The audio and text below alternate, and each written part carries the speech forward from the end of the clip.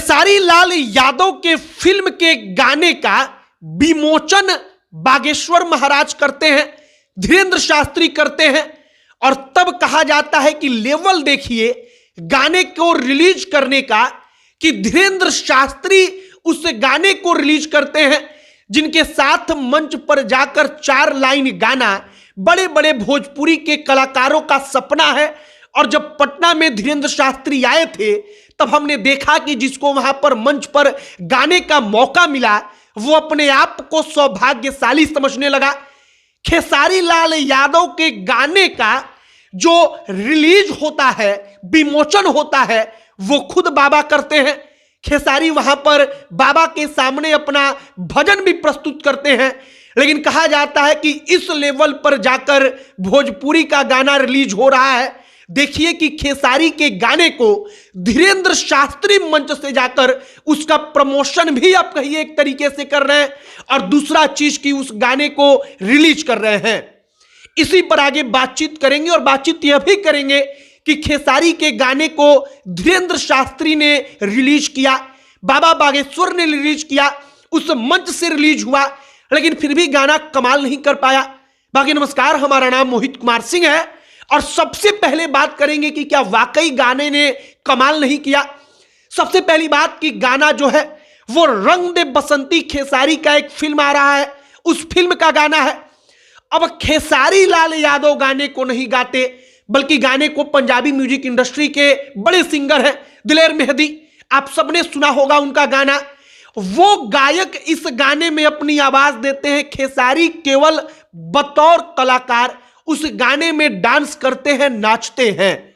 मतलब कि खेसारी लाल यादव का आवाज उस गाने में नहीं है और हम और आप हर कोई जानता है कि खेसारी का आवाज नहीं है, केवल खेसारी उसमें डांस करते हैं।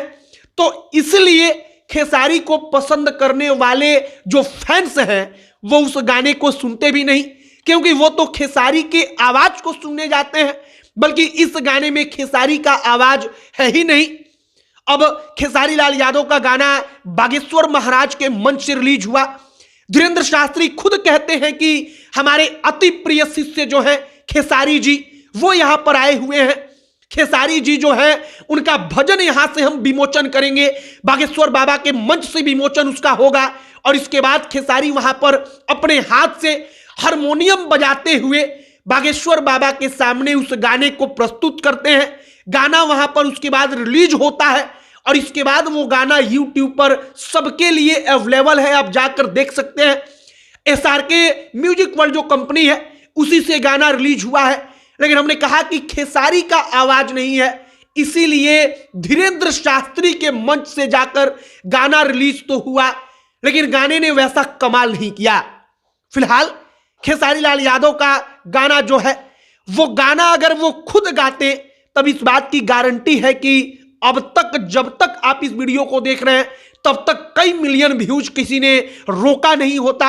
लेकिन उस गाने में खेसारी केवल बतौर आर्टिस्ट काम करते हैं, बतौर एक्टर काम करते हैं आप कहिए, और इसीलिए शायद वो जादू बरकरार नहीं रहा, क्योंकि खेसारी के आवाज को सुनने फैंस जाते हैं और खेसारी के डांस को देखने तो जाते हैं, लेकिन प्राथमिक चीज जो होता है वो है खेसारी लाल यादव का आवाज।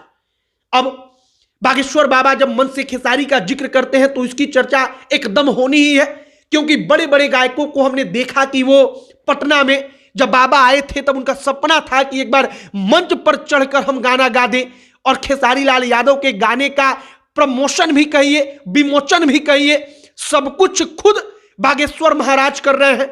हमने सारी की सारी खबर आप तक पहुंचा दी है, आपको पूरा वीडियो भी YouTube पर मिल जाएगा।